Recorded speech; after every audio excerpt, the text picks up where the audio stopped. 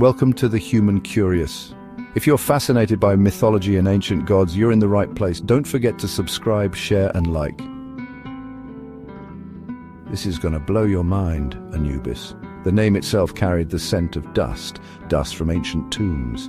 He was the guardian. He watched over the dead. He led souls through the shadowed lands. He ensured their safe passage. His duty was solemn. His presence was a comfort to the departing, a quiet promise of order in the chaos of death. He appeared with a jackal's head, sleek black fur, pointed ears, alert. His eyes held the wisdom of ages. They had seen empires fall. They had seen stars turn. His body was that of a man, strong yet lean. Often he held an ankh, the key of life, or a long was scepter, a symbol of power. His skin was dark like the fertile earth of the Nile, or sometimes gold, like the sun setting over the desert sands. He was a figure of immense power, yet quiet dignity. For millennia he slept, or so it seemed. He faded from temples of stone. He became a story in books. His statues gathered dust in museums. People spoke his name less. They spoke it without the old fear, without the old respect. He was a myth, a legend from a time long past, a god of a people long gone. The world was out of balance, terribly so. The scales of Ma'at, of truth and order, were broken. Greed screamed louder than need. Lies dressed themselves as truth. The dead were forgotten too quickly. Their stories were lost in the noise. Their passing was a brief inconvenience. A cosmic wrongness festered. It grew like a tumor in the heart of the world. Such imbalance could not last. Something had to give. An ancient power perhaps felt the strain. Perhaps a prophecy stirred, one carved on a hidden temple wall, or whispered by a dying oracle ages ago, a time foretold, when the jackal would walk again, when the old ways would be needed, when the world, drunk on its own progress, would stumble and need a guide through a new kind of darkness. The stars aligned in a forgotten pattern. The celestial gears clicked into place. A door, long closed, creaked open.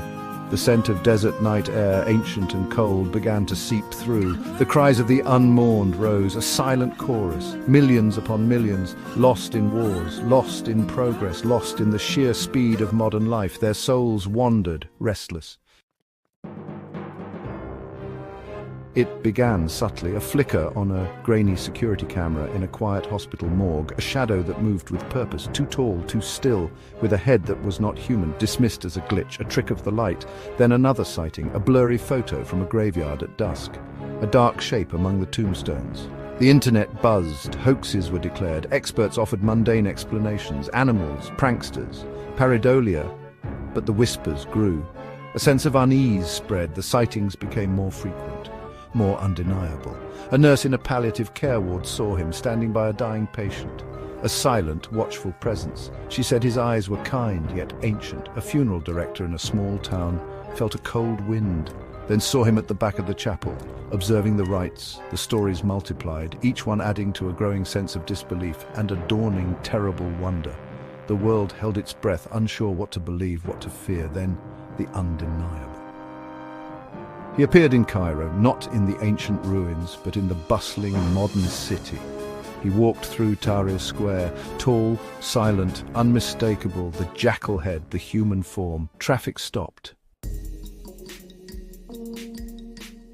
The scientific community reeled. This was not in their textbooks. It defied known physics, biology, everything. Was he an alien? An elaborate, technologically advanced illusion? A mass hallucination? Teams were assembled to study him, to analyze the footage, to try and understand the impossible, but he was not a specimen, he was a god. He eluded easy categorization. He was a living paradox, a myth made flesh. Their instruments could measure his shadow, perhaps, but not his essence. Religious leaders were thrown into turmoil. Some denounced him, a demon, a false idol, a test of faith. Others were more cautious, or even welcoming. In places like Indonesia, with its rich tapestry of animism and diverse faiths, reactions were complex. Some saw a powerful spirit demanding respect. Others feared a disruption to their own ancestral traditions. Whispers arose. Was he here to judge all faiths, all souls? The established churches and temples found themselves on uncertain ground. Their congregations looked for answers they struggled to provide. The common people felt it most keenly, a primal fear mixed with a strange awe. Mortality became suddenly starkly real. The abstract idea of death now had a face. Before we continue, we'd love to hear from you. If you're enjoying this deep dive into Anubis, let us know in the comments below. What other mythological figures would you like us to explore? Your suggestions could be featured in our next video. Now let's return to the intriguing tale of Anubis and his impact on our world. Section 5. Anubis's decree, the weight of souls. He did not speak with a human voice, not at first. His message came in other ways, a feeling, a sudden clarity, a cold dread that settled in places where the dead were disrespected. His presence alone was a statement. The rites of passage, the sacred journey of the soul were broken, neglected, commercialized. Section 6. Confronting modernity, the old god and new rites. Anubis appeared in a gleaming modern hospital amidst the beeping machines, the hushed urgency, the smell of antiseptic. He stood by a bed where a life was fading. Doctors and nurses froze. He was not there to interfere with medicine. He was there for the moment after. The transition. He watched the soul detach, a shimmer in the air, unseen by most, but not by him. He was the ancient witness to this timeless event, now set against a backdrop of sterile technology. He walked through a city morgue, cold steel drawers, fluorescent lights, the clinical detachment of it all.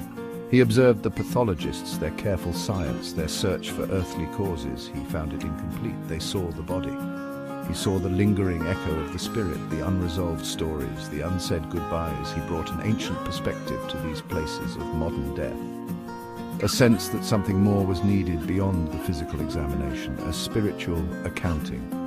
He attended funerals, not as a guest, but as an observer, a judge. He saw the elaborate coffins, the expensive flowers.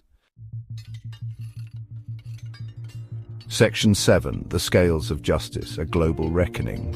A subtle shift began in human behavior. A new moral compass, or rather an old one, rediscovered. The thought of Anubis, of the weighing of the heart. It crept into daily decisions. Small kindnesses became more common. Casual cruelties lessened.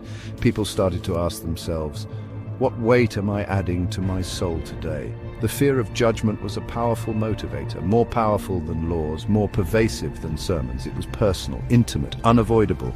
The value of truth soared, lies became heavier, harder to tell, harder to bear. In his silent presence, deception felt like a physical burden. Politicians chose their words more carefully. Advertisers found their claims scrutinized with new intensity. Personal relationships gained a new honesty. The world, so accustomed to half-truths and convenient fictions, began to crave authenticity. The truth, it turned out, was lighter. It made the heart feel cleaner, less encumbered. Life's purpose underwent a quiet redefinition. The relentless chase for material wealth, for status, for fleeting pleasures. It began to seem less important, less fulfilling. What mattered was the state of one's soul. The Section 8. Echoes in the digital stream. Anubis in the age of screens. Anubis observed the internet, the endless river of information, the cacophony of voices. He saw the digital ghosts, profiles of the deceased, still active, their thoughts and images frozen in time. Memorial pages filled with fleeting comments.